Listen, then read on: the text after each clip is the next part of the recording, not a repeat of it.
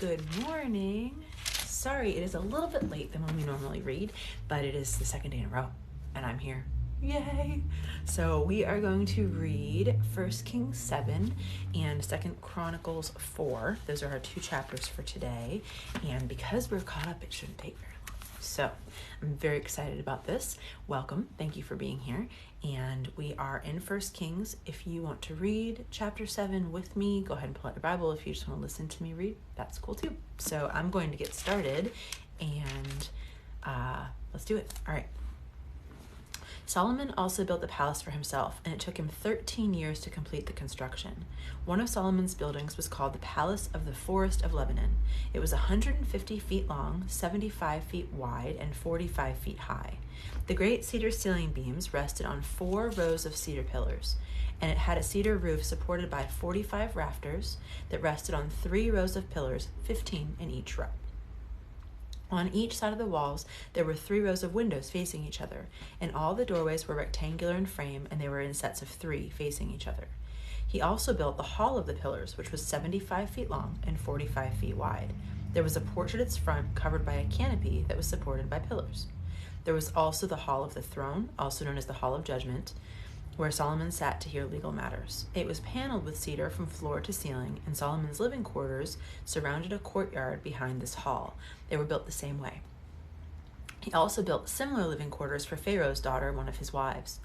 All these buildings were built completely entirely from huge, costly blocks of stone, cut and trimmed to the exact measure on all sides. Some of the huge foundation stones were 15 feet long, and some were 12 feet long. The costly blocks of stone used in the walls were also cut to measure, and the cedar beams were also used. The walls of the great courtyard were built so that there was 1 layer of cedar beams after every 3 layers of hewn stone, just like the walls of the inner courtyard of the Lord's temple and its entrance foyer. King Solomon then asked for a man named Hiram to come from Tyre, for he was a craftsman skilled in bronze work. He was half Israelite, since his mother was a widow from the tribe of Naphtali, and his father had been a foundry worker from Tyre, so he came to work for King Solomon.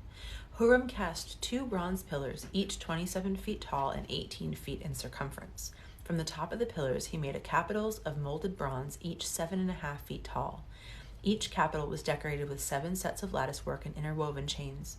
He also made 2 rows of pomegranates that encircled the latticework to decorate the capitals over the pillars. The capitals on each column inside the foyer were shaped like lilies, and they were 6 feet tall.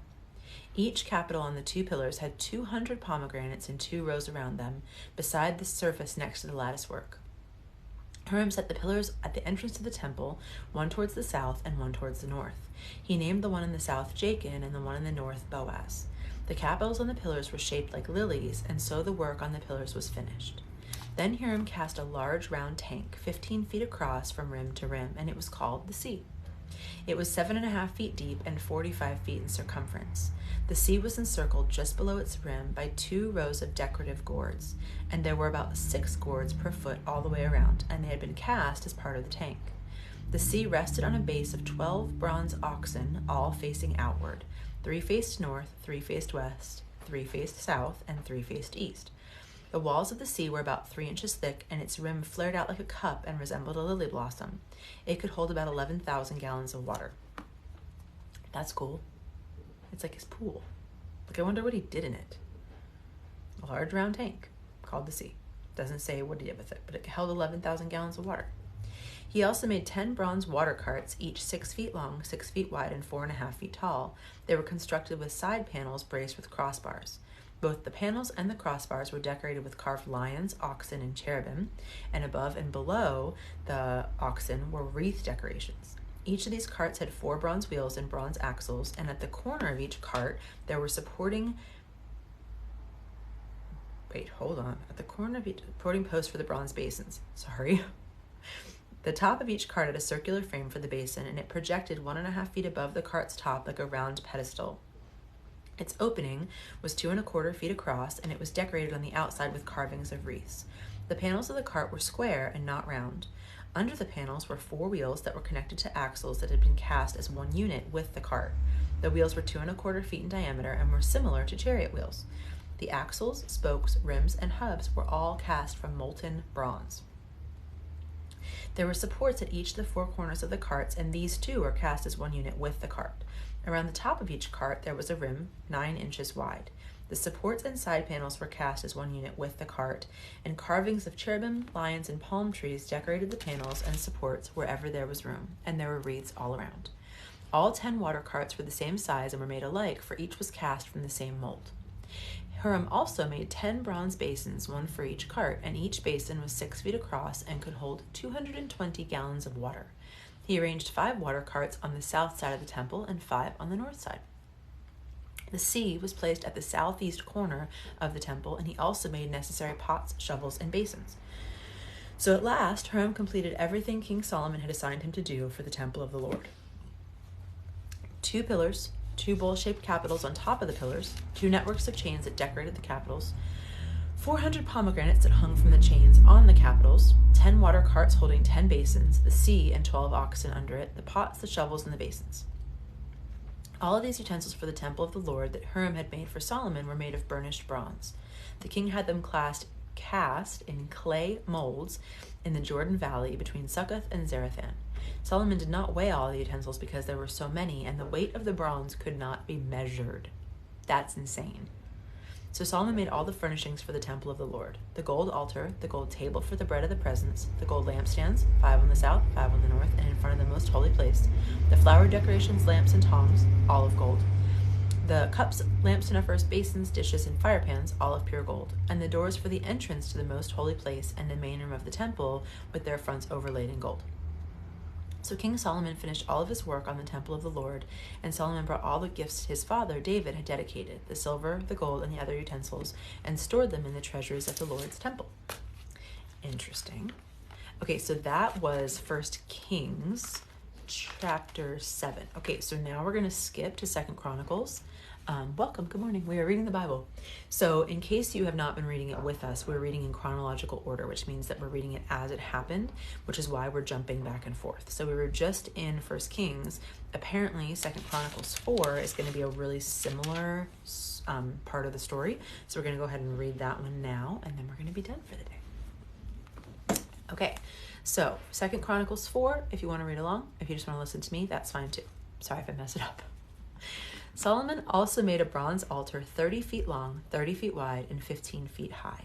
Then he cast a large round tank 15 feet across from rim to rim, and it was called the sea. It was 7.5 feet deep and about 45 feet in circumference. The sea was encircled just below its rim by 2 rows of figures that resembled oxen, and they were about 6 oxen per foot all the way around. They had been cast as part of the tank. The sea rested on a base of 12 bronze oxen, all facing outward. 3 faced north, 3 faced west, 3 faced south, and 3 faced east. The walls of the sea were about 3 inches thick, and its rim flared out like a cup and resembled a lily blossom. It could hold about 16,500 gallons of water. They said something a little bit different on the other one. He also made 10 basins for water to wash the offerings, 5 to the south of the sea and 5 to the north. Interesting. So I kind of thought he was building a pool. Maybe not. He made them basins to wash the offerings so that they would be clean. That's really interesting. The priests used the sea itself and not the basins for their own washing. Okay, so the priests were bathing in the sea. Then Solomon cast 10 gold lampstands according to the specifications that had been given and put them in the temple. 5 were placed against the south wall and 5 were placed against the north wall. He also built 10 tables and placed them in the temple, 5 along the south wall and 5 along the north wall. And then he molded 100 gold basins. Solomon also built a courtyard for the priests and a large outer courtyard. He made doors for the courtyard entrances and overlaid them with bronze. The sea was placed near the southeast corner of the temple. Huram-Abi also made the necessary pots, shovels, and basins. So at last, Huram-Abi completed everything King Solomon had assigned him to make for the temple of God: 2 pillars, 2 bowl-shaped capitals on top of the pillars, 2 networks of chains for the capitals, 400 pomegranates that hung from the chains, the water carts holding the basins, the sea and the 12 oxen underneath it, the pots, shovels, meat hooks, and all related utensils. Huram-Abi made these things out of burnished bronze for the temple of the Lord, just as King Solomon had requested. The king had them cast in clay molds in the Jordan Valley between Succoth and Zarethan, and such great quantities of bronze were used that the weight could not be determined. So Solomon made all the furnishings for the temple of God: the gold altar, the table for the bread of the presence, the lampstands and their lamps of pure gold to burn in front of the most holy place as prescribed, The flower decorations, lamps, and tongs, all of pure gold. The lamp snuffers, basins, dishes, fire pans, all of pure gold. And the doors for the entrances to the most holy place and the main room of the temple, overlaid with gold. All right, so that is all that we are reading for today. What? Sorry, I was not paying attention. Interesting. Thank you for saying that you love my makeup. I'm not really sure what you want to debate. I mean, if you don't think that their basin is good, I guess. I'm not really sure, but thank you for being here. I'm glad that you guys were with me while we were reading this. And since we're all caught up, that was super fast. Not like the days where I've had to read for an hour because I've been really behind. So I'm glad that you were here with me on this Tuesday. I hope that you have a fantastic rest of your Tuesday. Hey, Jack, come here. Jack, come say hi. Hey, come say hi. He does not look thrilled. Oh, well, thanks. I'm glad that I appear chill. Why, though? Like, why would you want to be mean? I don't understand. But, I mean, you're welcome to hang out with me anytime that you see me reading. It's cool. All right, come here. Say hi. Ah! Oh my gosh. I am so bad with this stupid thing. I knock it off all the time. All right. Say hi, Jack. This is why they're really following us, because of that face. Because that face is so cute. It's such a cute face. All right. Say have a good day. Have a good day. Thanks for being here. See you tomorrow.